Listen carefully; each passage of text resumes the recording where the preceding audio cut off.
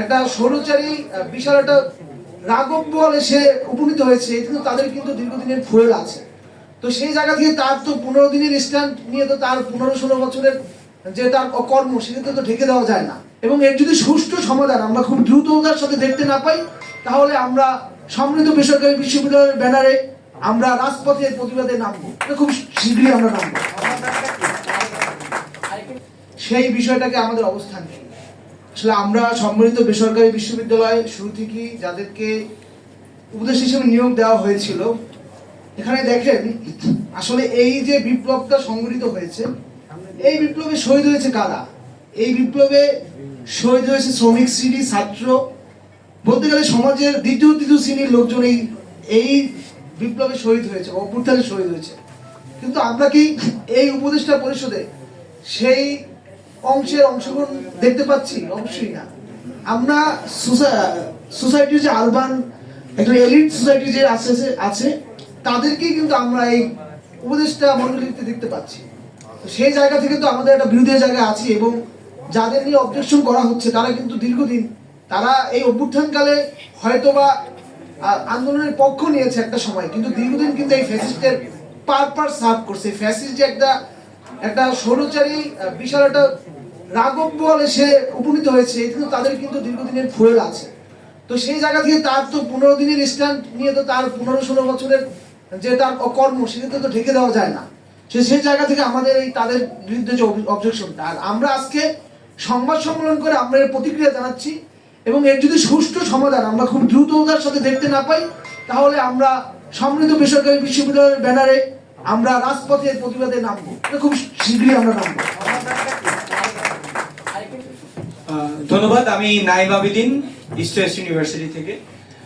যে বিষয়টি আসলে হয়ে উঠেছে, আপনারা জানেন যে আমরা যখন আমাদের আন্দোলন চলছিল তখন কিন্তু আমরা কেউই এই স্টেজে আসব এটার কোনো পরিকল্পনা ছিল না।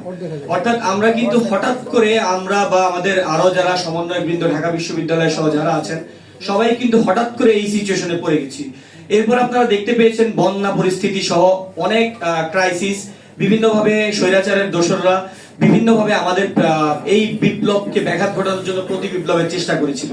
তো সবকিছু আসলে সামলাতে গিয়ে একটা হিমশিমের পরিস্থিতি যে তৈরি হয়েছিল, যার কারণে আমরা কিন্তু এই সমন্বয়হীনতার বিষয়টা দেখতে পাচ্ছি।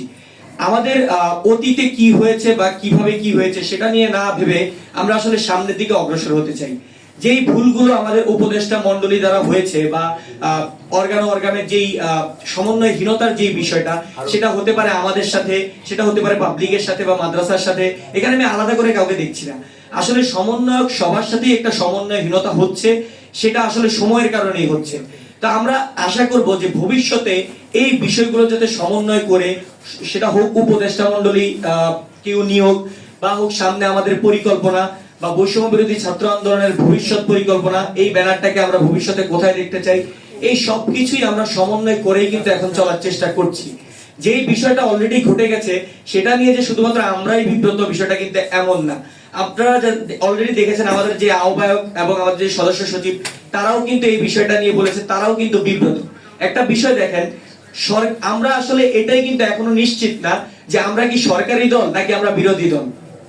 তো এই বিষয়টা কিন্তু আপনাদের ভাবতে হবে। আমরা এমন একটা পর্যায়ে আছি, আমরা কিন্তু সরকারি দলও বলা যায় না, বিরোধী দলও বলা যায় না। আসলে এই সরকারটা কিন্তু আমাদের দ্বারা তৈরি হয়েছে এবং তাদের কথা ছিল আমাদের সাথে সমন্বয় করে সবকিছু করা।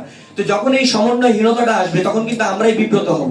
তো আমরা চাই যে ভবিষ্যতে এই বিব্রত অবস্থান যাতে আর কোনোভাবে না তৈরি হয় এবং সবকিছু যাতে সবার সাথে সমন্বয় করেই হয়।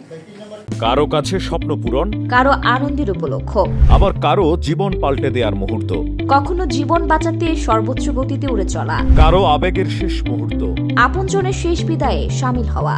এমন সব ইচ্ছে পূরণে সর্বনিম্ন ভাড়ায় দ্রুতগতির বাহন প্রবাসীর হেলিকপ্টার। আপনার প্রয়োজনে যোগাযোগ করুন আমাদের হটলাইনে।